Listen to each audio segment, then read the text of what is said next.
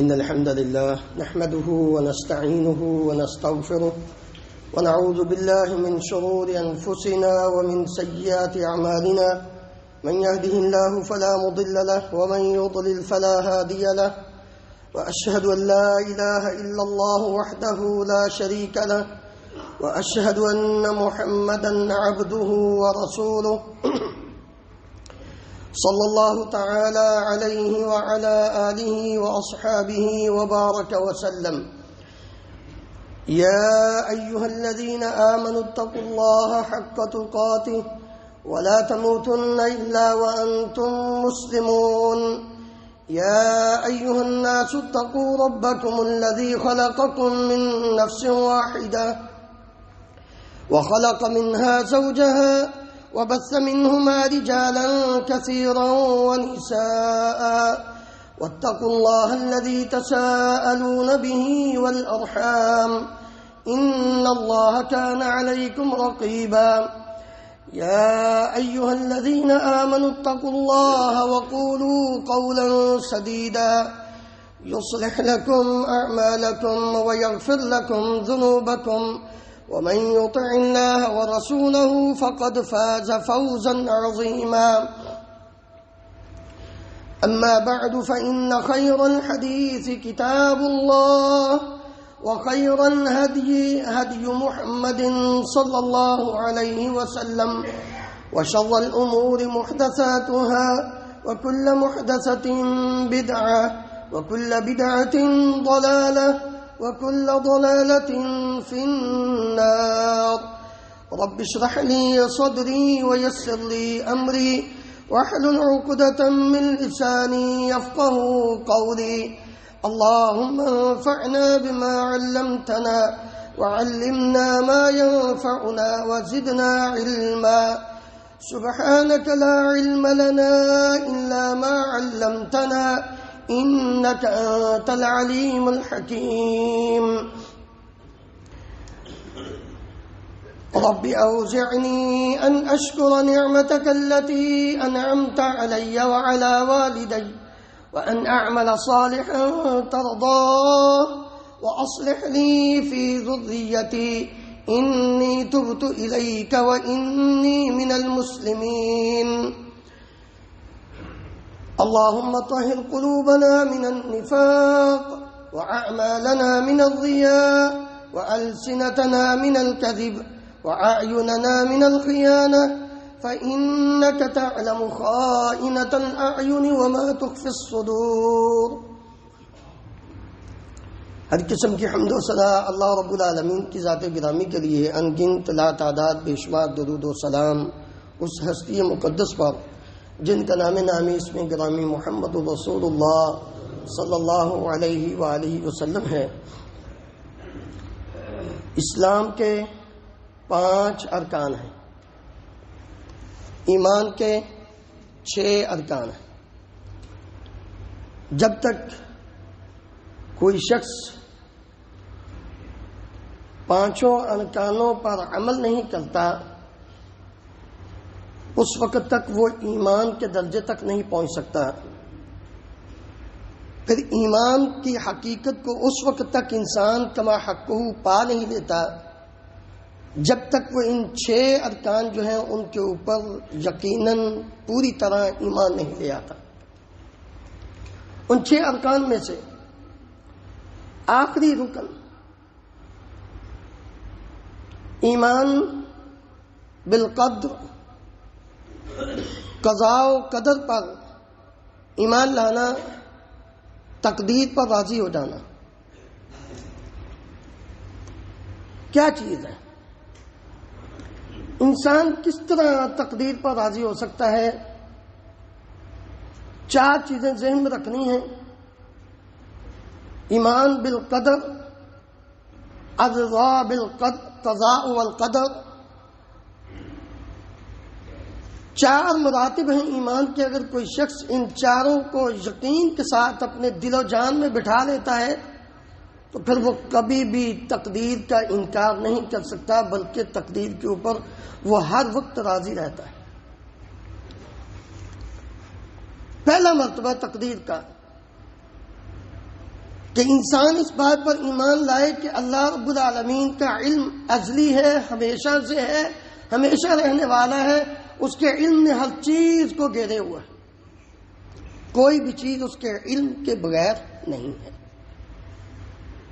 وَعِندَهُ مَفَاتِحُ الْغَيْبِ لَا يَعْلَمُهَا إِلَّا هُوَ وَيَعْلَمُ مَا فِي الْبَرِّ وَالْبَحْرِ وَمَا تَسْقُطُ مِنْ وَرَقَةٍ۔ اللہ اکبر۔ اللہ رب العالمین فرماتے ہیں کہ غیب کی چابیاں وہ اللہ کے پاس ہیں، خشکی زمین، بحر سمندر، جو کچھ اس کے اندر ہے وہ سب کچھ کس کے علم میں؟ اللہ کے علم میں۔ سب سے پہلی چیز اس پر انسان کا ایمان پختہ ہونا چاہیے، یہ پہلا مرتبہ ہے تقدیر پر ایمان لانے کا۔ دوسری چیز، اللہ تعالیٰ نے اپنے علم کی بنیاد پر لوح محفوظ کے اندر تقدیر کو لکھ دیا، اٹل فیصلہ ہے، کوئی رد و بدل نہیں ہو سکتا۔ اللہ رب العالمین نے فرمایا ما فرطنا فی الکتاب من شیء، ہم نے کتاب کے اندر کسی چیز کو نہیں چھوڑا، درج کر دیا۔ بلکہ عبداللہ ابن عمر ابن العاص رضی اللہ عنہما بیان کرتے ہیں رسول اللہ صلی اللہ علیہ وآلہ وسلم نے یہ فرمایا، میں سمجھتا ہوں کہ اگر اس حدیث کو کوئی انسان حقیقت جان لے، اس حدیث کی حقیقت کو اور اس کے مفہوم کو کما حق کو سمجھ لے، تقدیر کا مسئلہ حل ہو جاتا ہے۔ نبی صلی اللہ علیہ وسلم نے فرمایا کتب اللہ مقادیر الخلائق قبل ان يخلق السماوات والارض ب50,000 سنہ۔ اللہ رب العالمین نے تمام مخلوق کی، خلائق جتنی بھی مخلوق ہے، سب کی تقدیر کو لوح محفوظ میں زمین و آسمان کو پیدا کرنے سے 50,000 سال پہلے ہی لکھ دیا تھا۔ یہ دوسرا مرتبہ اللہ کے علم میں تھا۔ اول ما خلق اللہ القلم، سب سے پہلی چیز جو اللہ نے پیدا کی وہ قلم تھی۔ فقال لها اکتب، لکھو۔ اس نے کہا ما اکتب، میں کیا لکھوں؟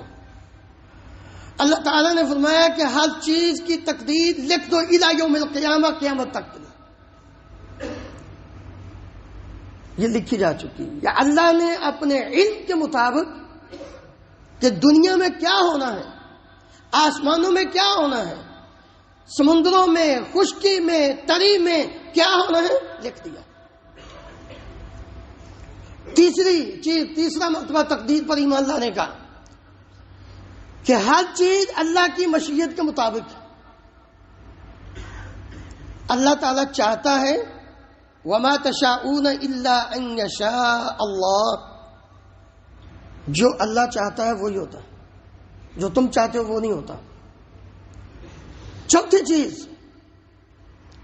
ہر چیز کا خالق اللہ تعالیٰ ہے، کوئی اور نہیں۔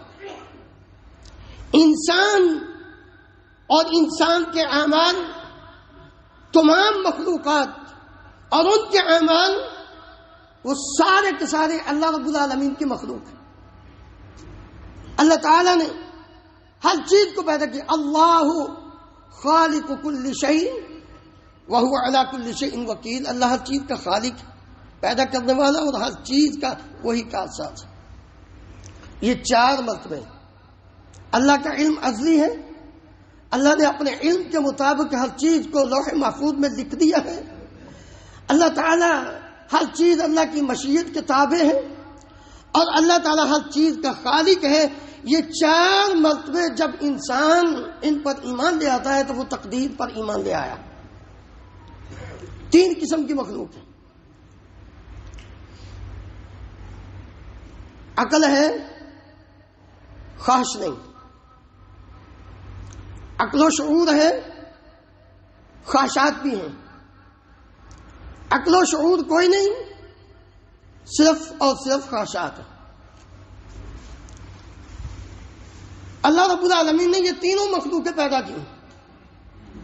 پہلی مخلوق عقل و شعور ہے، خواہش نہیں، فرشتے ہیں. جب خواہش ہی نہیں تو اپنی منمانی کس بات کی؟ وَيَفْعَلُونَ مَا يُؤْمَرُونَ لَا يَعْصُونَ اللَّهَ مَا أَمَرَهُمْ وَيَفْعَلُونَ مَا يُؤْمَرُونَ. رب العالمین فرماتے ہیں کہ اللہ تعالیٰ ان کو جو حکم دیتا ہے وہ اس حکم کے مطابق عمل کرتے ہیں، نافرمانی نہیں کرتے. عقل و شعور ہے، خواہشات بھی ہیں، انسان ہے، سمجھدار بھی ہے. اس کو خواہشات نفس کے ساتھ جوڑا بھی گیا.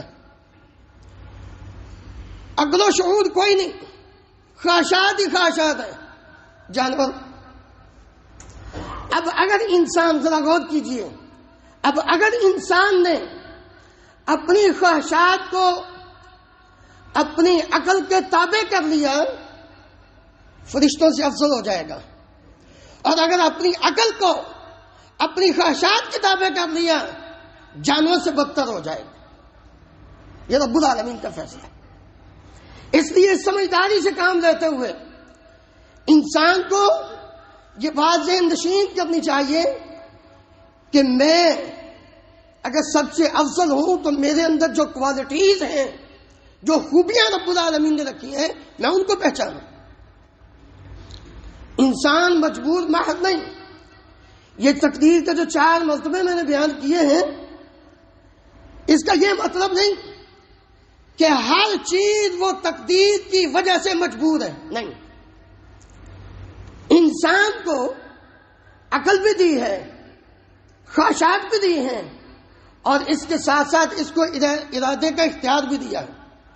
اس لیے اللہ رب العالمین فرماتے ہیں یہ حق اور سچ، صحیح اور غلط، اچھے اور برے کی تمیز کر سکتا ہے. اِنَّا هَدَيْنَاهُ السَّبِيلَ اِمَّا شَاكِرًا وَإِمَّا كَفُورًا. انسان کو ہم نے راستہ دکھایا ہے، اب چاہتا ہے دائیں جانب کا راستہ اختیار کر لے، چاہتا ہے تو بائیں جانب کا راستہ اختیار کر لے. دوسرے مقام پر وَقُلِ الْحَقُّ مِنْ رَبِّكُمْ، حق تمہارے رب کی طرف سے آ گیا. فَمَنْ شَاءَ مِنْكُمْ فَمَنْ شَاءَ فَلْيُؤْمِنْ وَمَنْ شَاءَ فَلْيَكْفُرْ. اب جو تم میں سے چاہتا ہے وہ ایمان لے آئے، جو چاہتا ہے وہ کیا کرے؟ انکار کر دے.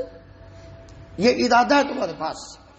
بعض لوگ وہ تقدیر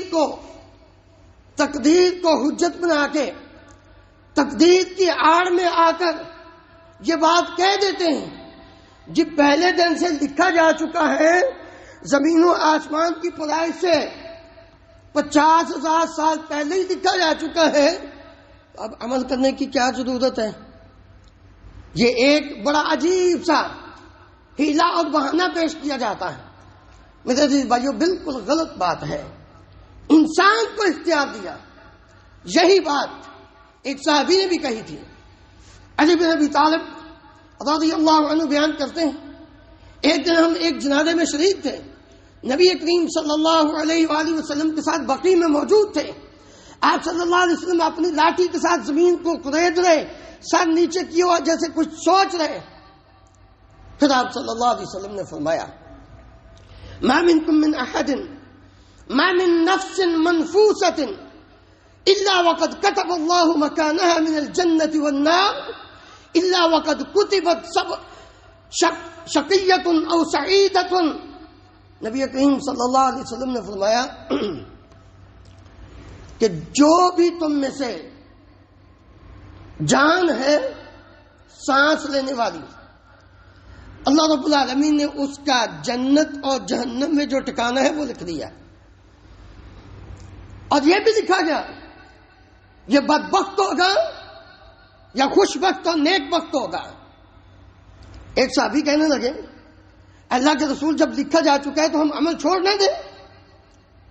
رسول اللہ صلی اللہ علیہ وسلم نے فرمایا اعملوا فکل میسر لما خلق له فمن كان من اہل السعادہ فلیعمل بعمل اہل السعادہ.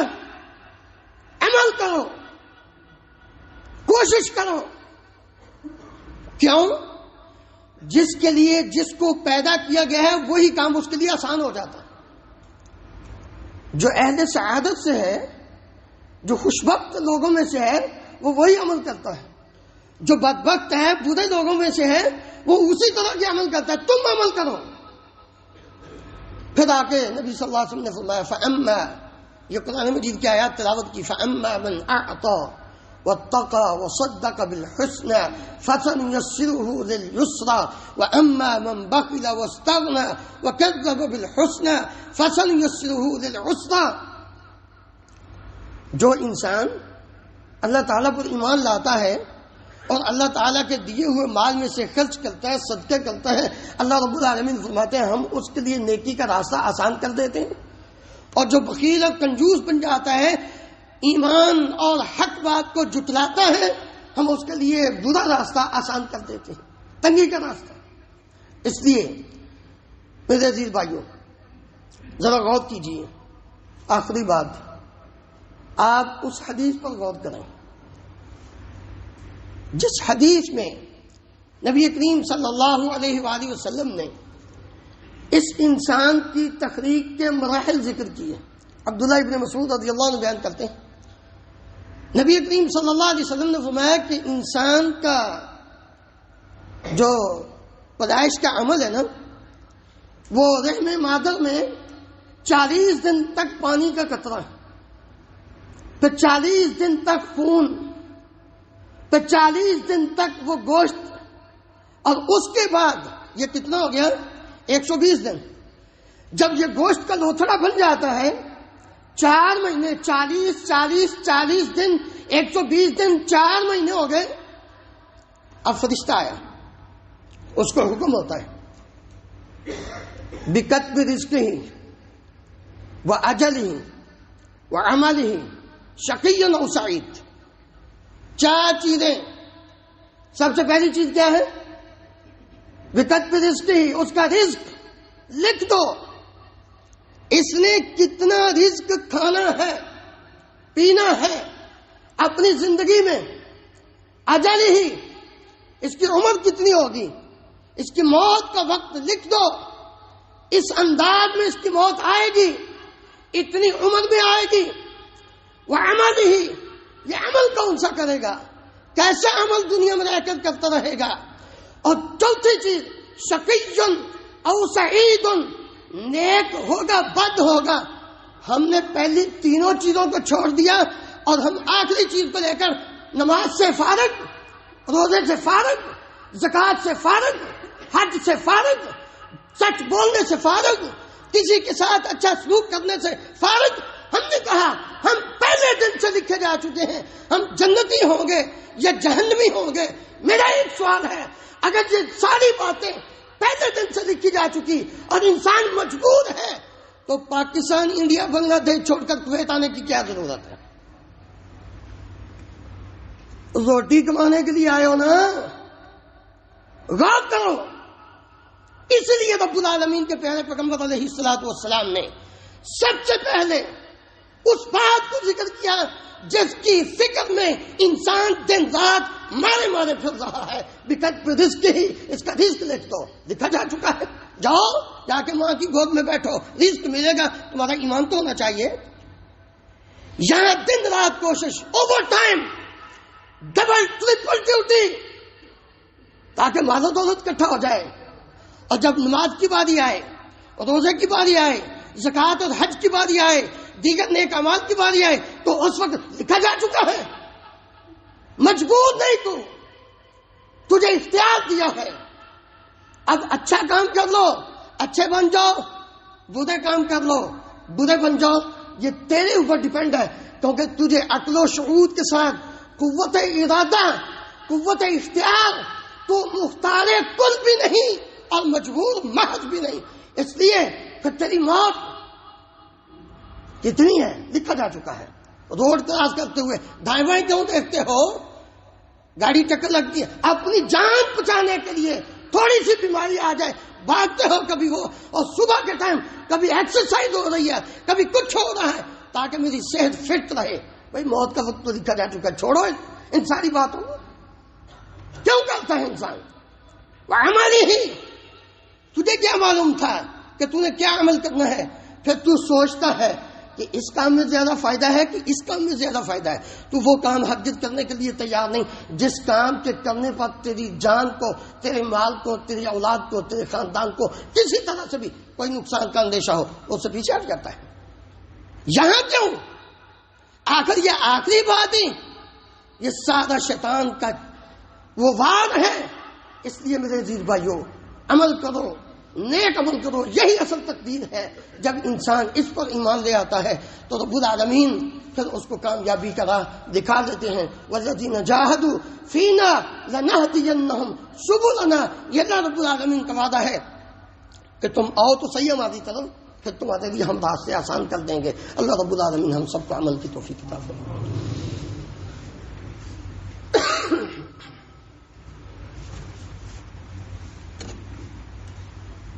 إن الحمد لله نحمده ونستعينه ونستغفره ونعوذ بالله من شرور أنفسنا ومن سيئات أعمالنا، من يهده الله فلا مضل له ومن يضلل فلا هادي له، وأشهد أن لا إله إلا الله وحده لا شريك له، وأشهد أن محمدا عبده ورسوله صلى الله تعالى عليه وعلى آله وأصحابه وبارك وسلم۔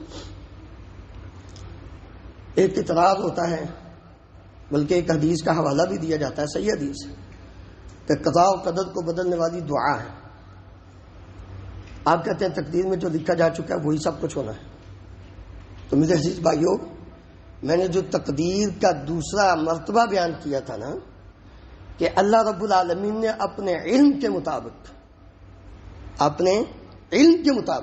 اللہ کے علم میں ہے کہ اس انسان نے کیا مانگنا ہے، کیا کرنا ہے، اس نے اپنے علم کے مطابق اس کی دعا کا بھی لکھا ہے۔ یہ دعا کرے گا تو اس کی تقدیر بدلے گی۔ اس لیے تقدیر کا انکار کرنا اور تقدیر کو حجت بنا کے اپنے آپ کو بالکل بے محاذہ سمجھ لینا بالکل غلط ہے، برحق ہے۔ ایک آدمی دوسرے کا کہتا ہے تقدیر برحق ہے، وہ کہتا ہے نہیں کوئی تقدیر تو قدور نہیں، انسان اپنی مرضی سے جو کرتا ہے بس ٹھیک ہے۔ کہتا نہیں تقدیر حق ہے۔ آپس میں تکرار ہوئی، چل پڑے۔ جو انکاری تھا اس نے پیچھے سے پتھر پکڑا اور اس کو مارا۔ اس نے مڑ کر دیکھا، کہتا تم تو کہتے ہو تقدیر میں جو لکھا وہی ہونا ہے، وہی ہونا ہے، اب پیچھے مڑ کر کیوں دیکھ رہے ہو؟ کہتا ہے یہ تو مجھے یقین ہے کہ جو لکھا ہے وہ ہونا ہی ہونا ہے، میں صرف پیچھے مڑ کر یہ دیکھ رہا ہوں کہ منہ کس نے اپنا کالا کروایا، گناہ کس نے کیا، بے گناہ انسان کو بغیر کسی وجہ کے کیوں مارا ہے اس نے، یہ گناہ کس کے سر پہ جانا ہے، یہ اس لیے لکھا ہے۔ تقدیر کے مسئلے میں نبی کریم صلی اللہ علیہ وسلم کا یہ فرمان ہر وقت آپ کے ذہن میں رہنا چاہیے، کیونکہ یہ اللہ کا راز ہے۔ تقدیر اللہ کا راز ہے۔ جو چیز راز ہوتی ہے نا وہ کسی کی سمجھ میں نہیں آتی۔ جو چیز جب تک آپ کے پاس ہے نا، آپ نے اس کو اپنے راز میں رکھا ہوا ہے، کسی دوسرے انسان کو نہیں اس کی سمجھ آ سکتی جب تک آپ اس کو بیان نہیں کریں گے، آپ اس کو واضح نہیں کریں گے۔ تقدیر اللہ کا راز ہے۔ اس لیے نبی کریم صلی اللہ علیہ وسلم نے یہ فرمایا تھا، اذا ذکر القدر فامسکوا، جب تقدیر کے اندر بحث شروع ہو جائے خاموش ہو جاؤ۔ کیوں؟ اللہ رب العالمین نے یہ اپنے پاس رکھا ہے کہ کیا ہے۔ اس لیے نبی صلی اللہ علیہ وسلم نے وہ فرمایا نا تخلیقی مراحل میں کہ انسان ساری زندگی نیک عمل کرتا رہتا ہے، لیکن اس کے اور جنت کے درمیان صرف 1.5 فٹ باقی رہتا ہے۔ اس پر کتاب جو پہلے سے لکھی گئی وہ سب تک لے جاتی ہے اور وہ جہنم والا عمل کر کے جہنم میں چلا جاتا ہے، اور ایک شخص برے عمل کرتا رہتا ہے، اس کے اور جہنم کے درمیان صرف 1 ہاتھ باقی رہتا ہے، تو وہ نیک عمل کرتے جنت میں چلا جاتا ہے، اسی پر اس کی موت واقع ہو جاتی ہے۔ یہ ہے راز۔ اس لیے ہمیں اس بات کا حکم ہے کہ ہم جو اللہ کا حکم ہے جو کرنے کا ہے وہ کریں، جس سے منع کیا گیا ہے اس سے باہر آ جائیں.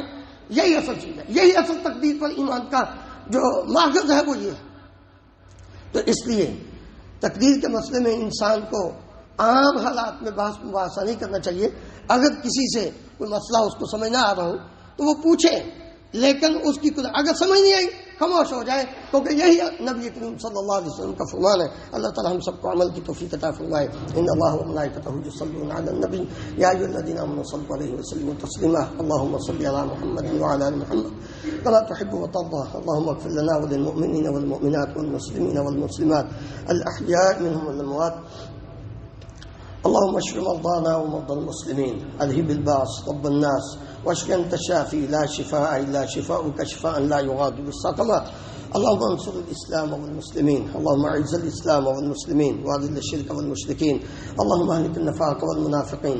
اللهم ارنا الحق حقا وارزقنا اتباعه وارنا الباطل باطلا وارزقنا اجتنابه.